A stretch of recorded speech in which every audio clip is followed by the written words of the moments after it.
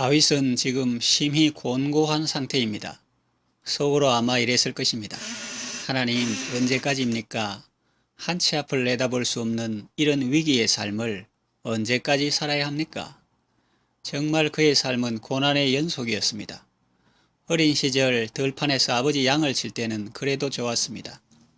사울의 눈에 들어 나라의 요직에 등용되고 백성들의 칭송을 받을 때도 괜찮았습니다.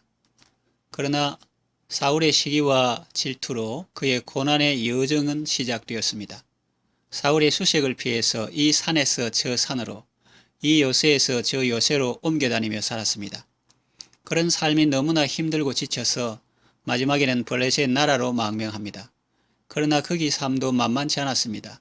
다윗에 대해 아는 블레셋 장관들이 눈에 불을 켜고 그를 감시합니다. 하나님의 은혜로 그는 변방 시글락에 거주합니다. 그러나 그것도 안심할 수 없어 아주 조심스럽게 행동합니다. 그러던 어느 날 블레셋 왕으로부터 호출이 왔습니다.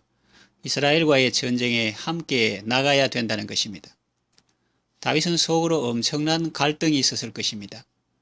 사울의 추적을 피해 블레셋으로 왔지만 그래도 명색이 자기는 하나님의 백성인데 어찌 동족인 이스라엘 군대와 싸울 수 있겠습니까? 그렇다고 가드왕 아기스의 명을 거역할 수 있는 입장도 아니었습니다. 마음고생이 이만저만 아닙니다. 다행히 블레셋 장관들이 다윗을 보고 아기스에게 불만을 표하며 다윗을 당장 돌려보내라고 했습니다. 그래서 아기스는 다윗을 돌려보냅니다. 한시름 놓았지만 다윗 일행은 지금 심신이 매우 고단합니다. 전장에서 나와 사흘길을 걸어 가족들이 있는 시글락으로 돌아왔습니다.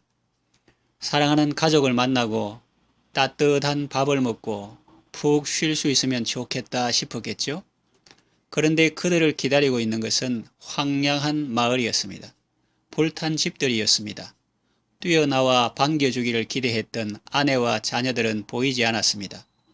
원수 아말렉이 장정들이 출정한 틈을 타서 시글락에 침노하여 불사르고 아녀자들을 사로잡아 갔던 것입니다. 얼마나 슬펐으면 울 기력이 없을 때까지 울었을까요? 슬픔과 분노에 가득 찬 사람들이 이성을 잃었습니다. 그들은 자녀들 때문에 마음이 슬퍼서 다윗을 돌로 치자고 했습니다. 그들만 자녀들을 잃었습니까? 다윗도 아내들과 자녀들을 잃었습니다. 적들이 사로잡아 갔습니다. 그런데 백성들은 자기들 슬픔에 겨워서 이성적인 판단을 하지 못하고 지도자 때문에 이렇게 되었다며 다윗을 돌로 치려 하는 것입니다. 그때 다윗의 마음이 어땠을까요? 엎친 데 덮친 격이란 말이 이런 경우를 두고 한 말일까요? 설상가상이라는 말도 있죠. 안 그래도 심신이 고달픈데 전장에 나갔다가 시글락에 겨우 돌아왔는데 마을이 불타고 아녀자들이 사로잡혀 간 것만 해도 창자가 끊어지듯이 아픈데 평생을 같이 했던 동지들이 지도자를 원망하며 돌로 치려 하니 그의 마음이 어떠했을까요? 우리도 이 세상 살다 보면 위기를 만날 수 있습니다. 그때 우리는 어떻게 해야 할까요? 다윗은 하나님을 의지했습니다. 그럴 때 하나님께서 그에게 힘과 용기를 주셨습니다. 성경은 말합니다. 다윗이 심히 다급하였으나 그 하나님을 힘입고 용기를 얻었더라. 그렇습니다. 하나님은 우리가 어려울 때 힘과 용기를 주시는 분입니다. 어려울 때 전혀 도움이 되지 못하고 오히려 모진 말로 우리를 더욱 힘들게 하는 사람도 있습니다. 그런데 하나님은 그렇지 않습니다. 그러므로 우리는 어려울 때 하나님을 찾고 하나님을 만나고 하나님께 물어받은 말씀으로 행해야 합니다. 평소에 하던 습관이 위기의 때에도 나타나는 것입니다. 반면에 사울은 어떻습니까? 그는 위기를 만났을 때 신접한 여인을 찾아갑니다. 충격적인 말을 듣고 기진맥진한 상태로 전장에 나갔다가 패전하고 스스로 목숨을 끊습니다. 평소에 기도하고 하나님의 인도를 받는 습관을 가지는 것이 중요합니다. 다윗은 하나님께 물어받은 말씀으로 아말렉을 추격하여 새벽부터 이튿날 저물 때까지 그들을 치고 적들이 빼앗아갔던 모든 것을 다 도로 찾아왔습니다. 사람들도 다 찾아왔습니다. 참 놀라운 일입니다. 인간적으로 생각하면 다윗은 여기까지 올 수 없는 인물입니다. 죽을 뻔했던 위기가 한두 번이 아니었습니다.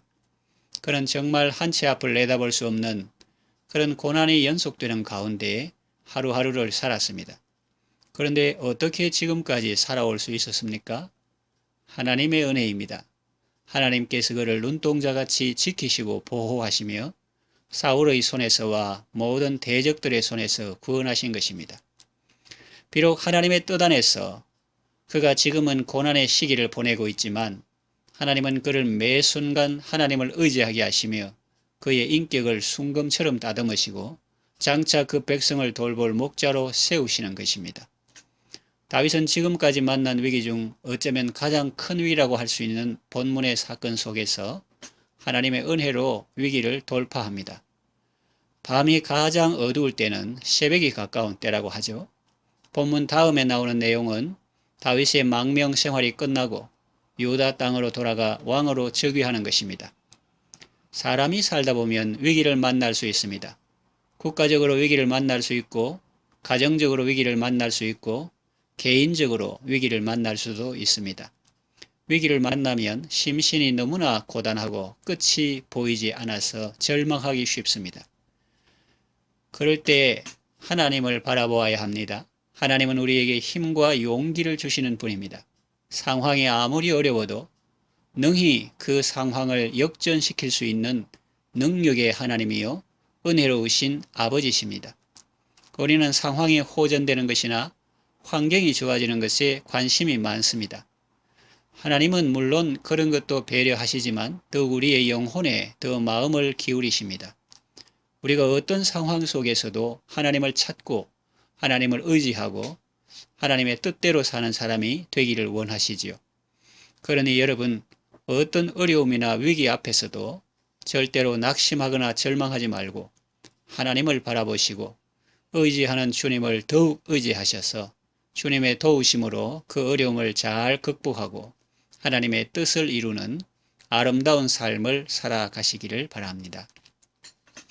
기도합니다. 하나님 아버지, 우리가 고난의 터널을 통과할 때에 눈동자같이 지키시고 보호해 주시며 더욱 큰 사랑으로 함께 해주셔서 감사합니다.